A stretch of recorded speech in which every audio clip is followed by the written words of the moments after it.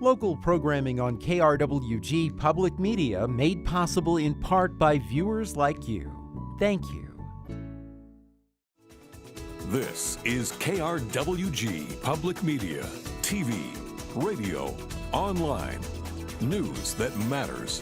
Now, across the Mesilla Valley and the borderland, the stories that shape our community.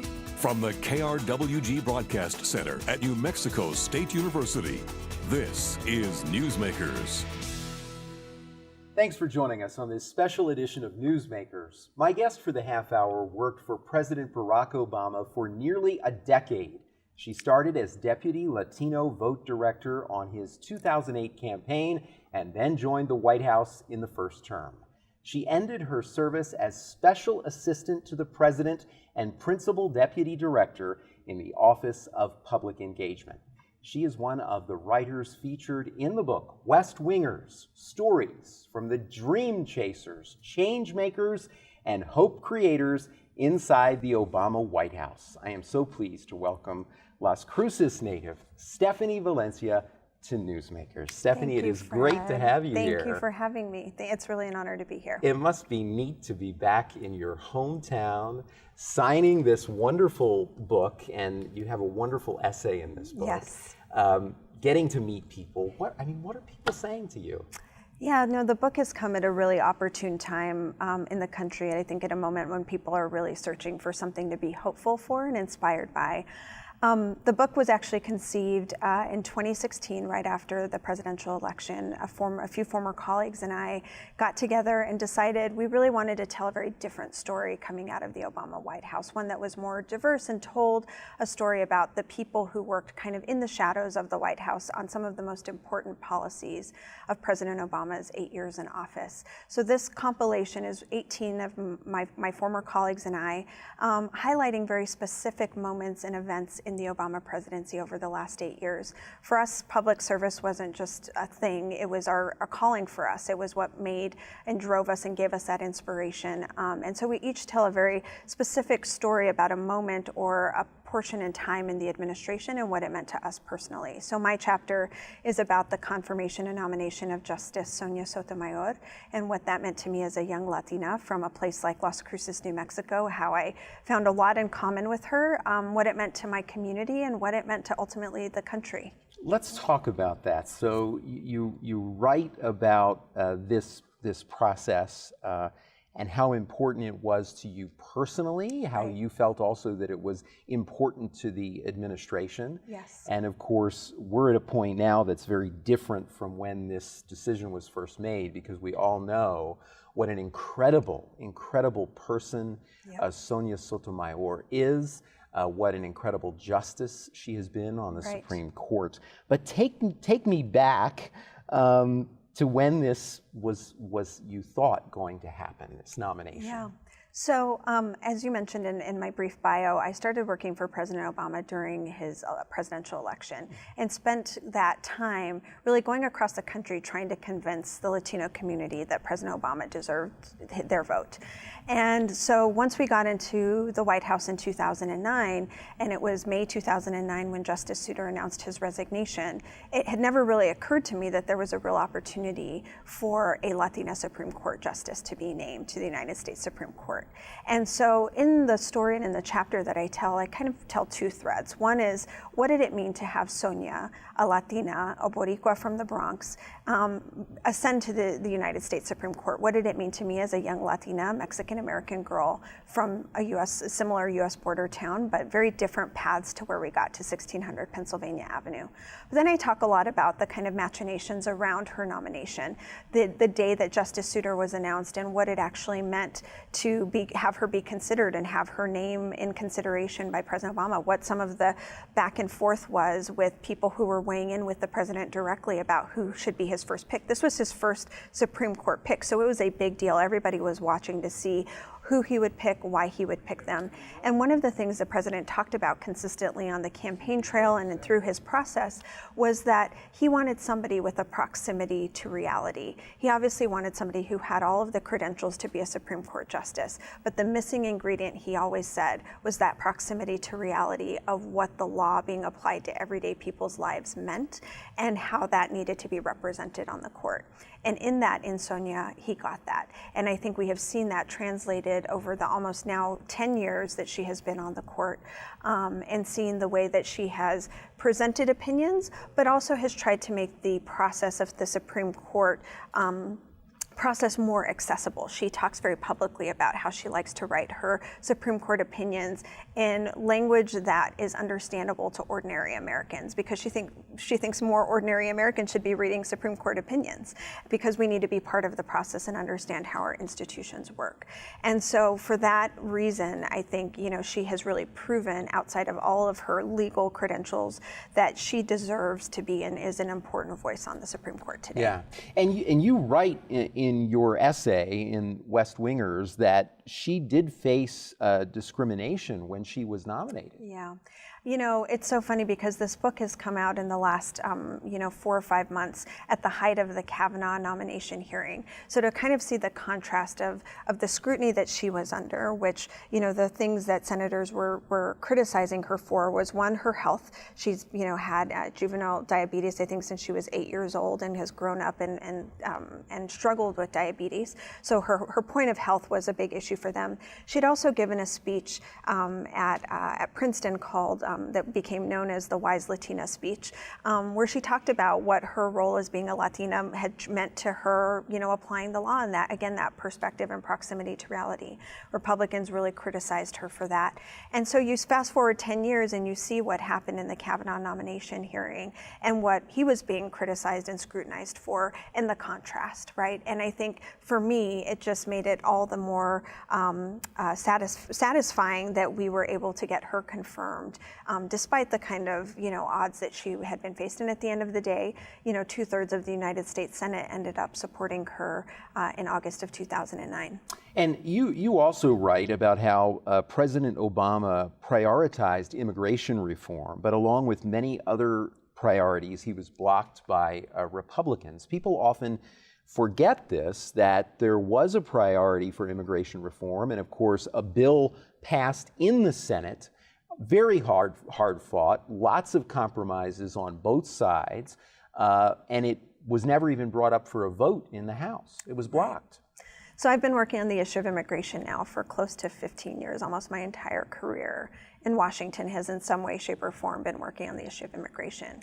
And the president had made very clear in the campaign in early 2009 that immigration was going to be a core priority. If you remember, when President Obama assumed office, the economy was in free fall, and that had to be his first priority in office, was passing the American Recovery and Reinvestment Act, trying to bring back a flailing economy and bring jobs back to the U.S. And then healthcare reform, that now I think many would argue will never be able to be taken away, because people now have coverage that they weren't otherwise going to be able to have. And so healthcare reform, the president thought was going to be able to be done in a matter of months because he had the wind at his sails, but Republicans made it really difficult to pass it, and what should have taken 3 months really ended up taking almost a year to pass. And so unfortunately, we didn't have the kind of partnership in Congress, as you mentioned. In 2010, we made a really big push to pass the DREAM Act. In 2011, we made another big push in the Senate to pass a comprehensive immigration reform package in the Senate that ultimately didn't make it through the House. So we've been at an impasse on the issue of immigration literally since the early 2000s. There have been multiple attempts in 2006 and 2007 to try to pass immigration reform. So that's been one of the hardest and most challenging things about regrets that we were not able to accomplish or to close out under President Obama's term. Incredibly important to the nation, and particularly important to this community, region, the entire region. As bad, though, as the pushback was to President Obama, and for his entire 8 years in office, it was at times unprecedented, the kind of pushback and the openness about the pushback from Mitch McConnell and others. Could you ever have imagined the political climate that came next, stoked by candidate and then President Trump? No, I couldn't. And every day that I think it can't get worse, in some way it does. And I think we are at a moment in time in our society and in our politics where we are just so incredibly polarized. And I think even the passing of George H.W. Bush earlier this week really reminded us of a time when Republicans and Democrats could compromise, and when we could work together, we could actually see each other's perspectives and come to the middle to solve really challenging problems. And it really was, until September 11th, 2001, it was George W. Bush who had made some of the most strident efforts around the issue of immigration reform to try to bring Republicans and Democrats together. Right. And so we've seen over time this divisive rhetoric, both on the issue of immigration, but lots of other just really false claims that Donald Trump has created a climate where people don't feel like they can actually understand one another. And I think this is one of the biggest challenges that we have as a society and as a community, is to try to better understand where we are all coming from and why there is such anger and agitation at certain kinds of people in our country right now. And so I think we all need to take a step back and really try to understand people who disagree with us and understand why they disagree with us, understand what's driving that anger and anxiety. Okay, and along those lines, I mean, I know you've heard this, that while the results of the 2016 election are very complicated and there are many different factors, some argue that this was one of them for Democrats, that there maybe wasn't the right messaging at times to say, we understand everyone in terms of differing opinions and differing circumstances as well. What is your assessment when you think about 2016, about how Trump was able to capture an electoral college win? Yeah, so I think that the same trends we saw happening in 2016 are very similar trends to what we saw happen in 2018. At the end of the day, let's remember in 2016, Hillary Clinton did win the popular vote. So more people in the United States of America actually voted for Hillary Clinton in 2016 than Donald Trump. And in 2018, we saw more of the popular vote supporting Democrats across the board. And obviously, Democrats won the House back a couple of weeks ago. And so I think what we have to kind of contend with is where and why is that happening, and the kind of disparate kind of impact of where voters are voting and what that represents. You know, the same power of voters in California is the same as fewer number of voters in a place like Maine or Iowa. And so we really have to understand, what does that mean to our democracy and to what the country is telling us and what mandates we are interpreting from the country. I think what the clearest mandate has been, both out of the 2016 election and 2018, is a question around the economy and the changing nature of the economy and the way that the world is changing, whether that's how technology is changing the world or whether how it's changing the way that we have jobs and the way that jobs are changing and industries are changing in the United States. And so I think the big question for people who are going to be running for president in 2020 is really, how are you going to answer that call for how we live in a different country today in 2020 than existed in 1990 or in 1950, when many of the social safety net programs that were created to respond to things like the Great Depression and other moments of challenge in our country, what is our response to that in 2020? Because our country and our economy are changing, and I think that is what is driving a lot of the anxiety and agitation that we're seeing on both sides, both on the left and the right, is a sense of anxiety about how the world is changing and where do I fit in and how do I make sure that I can still deliver food for my family and have a job and be able to take a vacation and be able to enjoy life and not be worried about things all the time. And I think on both sides of the aisle, across the political spectrum, we have to fundamentally remember that that is what's driving everyday Americans' concerns. Absolutely. And I think that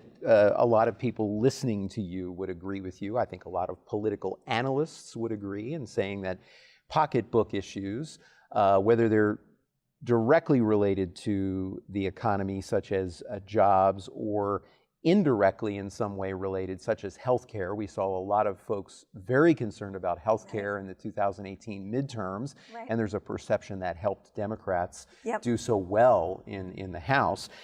But again, a lot of this also comes down to being able to get the message out. The platform Hillary Clinton had was very solid around plans for improving people's lives. But it's the question of making sure in some way that people pay attention to that. And that's where I want to move next, because right now you work for what is called a political venture capital fund. Tell me about what that is and how that could play a role in getting the message out for change. Yep.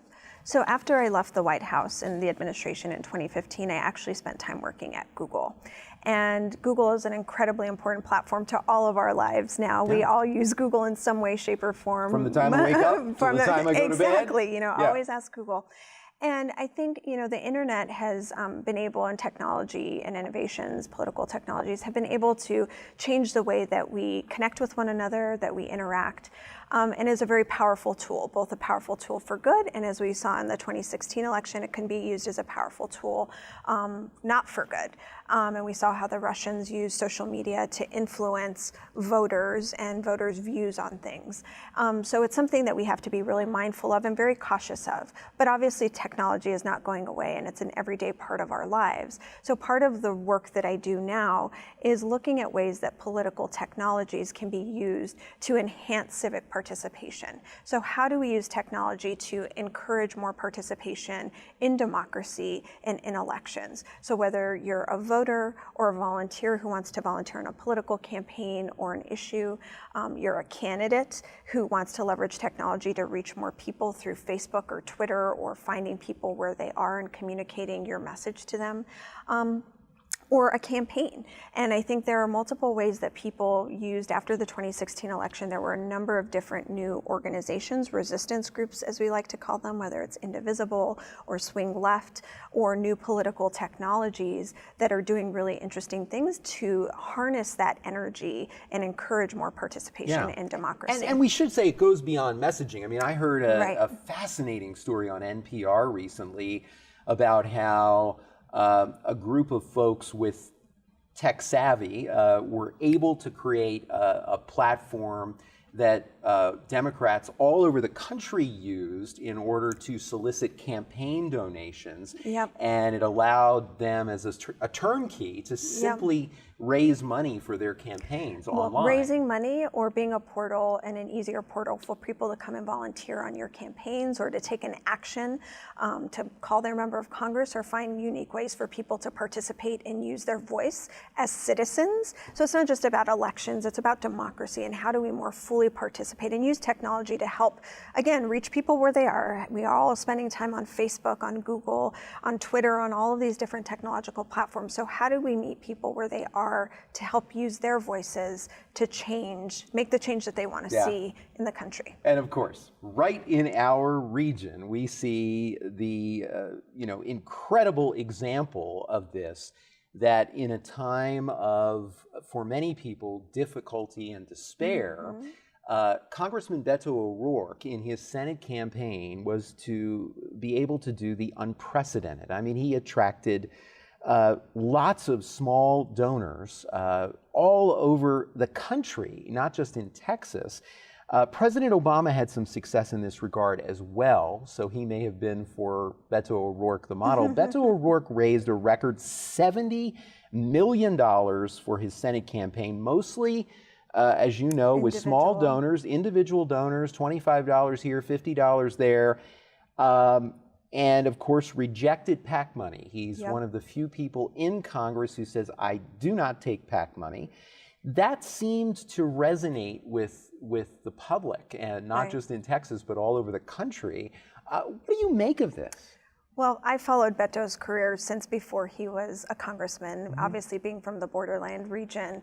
I've known of him and have seen him kind of ascend to Congress and then the Senate run.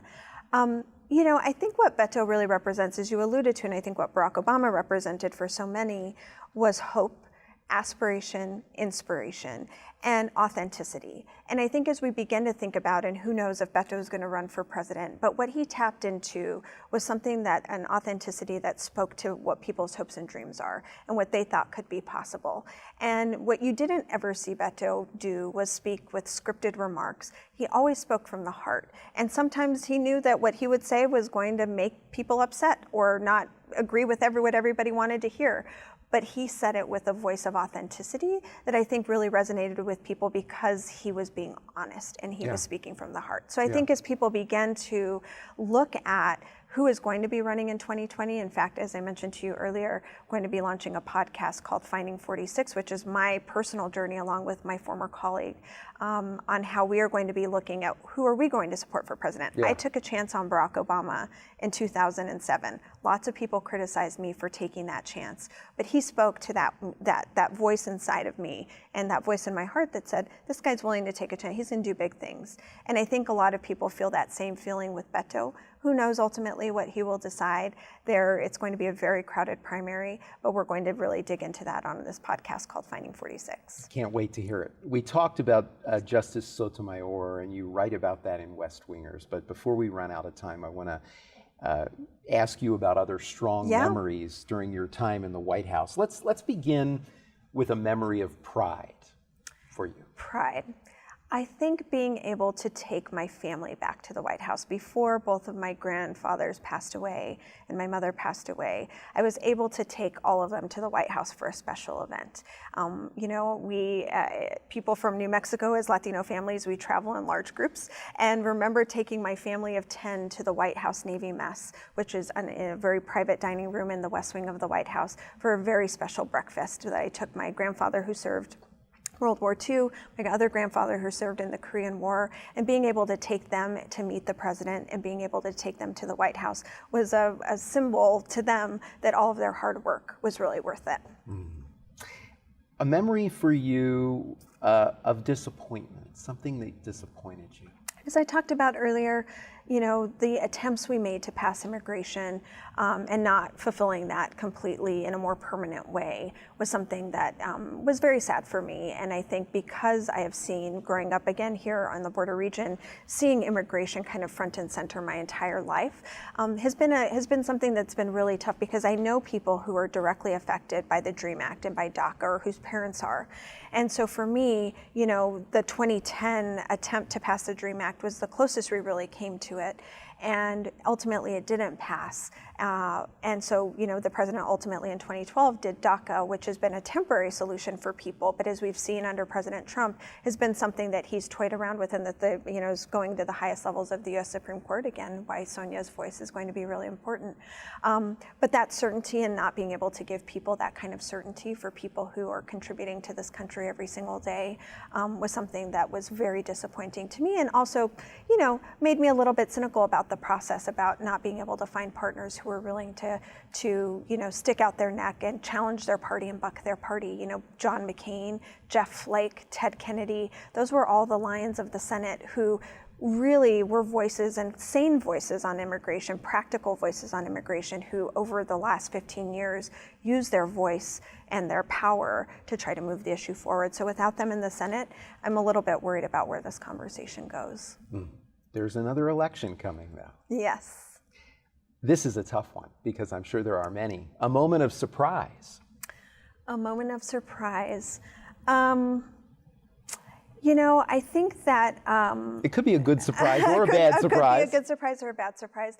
A moment of surprise, I think, and maybe cynicism, is around gun safety legislation. I worked at the White House during the Sandy Hook shooting and was there with the president when he found out, and spent that entire Christmas break just determining with both he and the vice president to figure out what our plan forward was going to be to try to solve these challenges. What were the tools that we had power to change, and what were the tools that we needed Congress to help us move and change. And I think I have been surprised at, despite the continued volume of school shootings and nightclub shootings and other shootings, synagogue shootings, at how recalcitrant Republicans are to actually try to move some gun safety legislation forward. And I don't know how many more people are going to have to die at the hands of people who got their hands on weapons that really should not be seen outside of war zones. Yes. And so it has surprised me that to see the kind of bloodshed that we have seen and that not more action has been taken. It's interesting you mention that, because as you talk about it, I can see President Obama at the podium with tears. It's one example of so many of his ability at times of crisis to have enormous eloquence and at the same time an enormous connection and heart with the American people. This must have been something for you that was a moment for you over and over again of pride that you were part of those 8 years. Yeah, and I think one thing that is missing in our leadership today, especially at 1600 Pennsylvania Avenue, is, President Obama made it very clear to us, we won, but we are now president and the administration, the White House, for everyone. Yeah. We will open our doors to everyone. And he is now the president of all of America. He was not just the president of Blue America, he was the president of all of America, and made that really clear to us in our work too. So he constantly pushed us to find moments and opportunities to reach across the aisle and work with, unconventional bedfellows. But there were moments like that at many points, and another chapter in the book is his response to the Charleston shooting.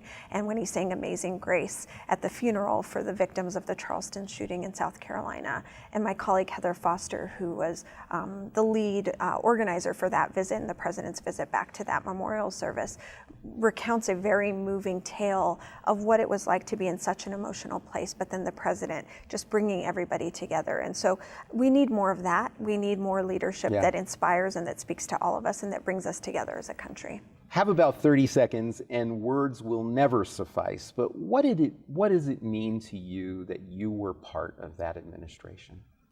I don't think I will fully appreciate the impact of what being part of that administration is until, later in life and as I get more time and distance from it. But I think one of the most important things for me was being able to represent my region and the perspective that I brought, having grown up on the borderland, in the borderland region here, and what that meant to bring that perspective to the table as a Latina, as somebody who grew up right here on the front lines of the border, seeing people and goods moving back and forth across this border my entire life. That perspective, I think, was invaluable at many moments in my time in Washington. Well, I am so glad that you and many of your colleagues have shared stories in this book, West Wingers. Yes. It's a definite must-read. It's a great Christmas gift. And it's a great gift. It's also available on holidays. audio, so on Audible or other audio platforms, so audiobook and at your local bookstore. And we will enjoy listening to your podcast coming up too. Yes, thank you Thank so you much, so Fred. much for being here. Thank you. It's been wonderful talking to you. Thank you.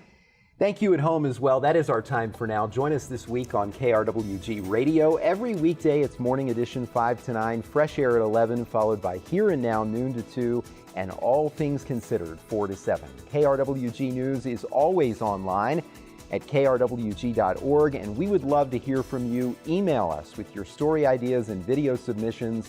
The address is feedback@nmsu.edu. For all of us at KRWG News, I'm Fred Martino. Have a great week. We'll see you next time on Newsmakers.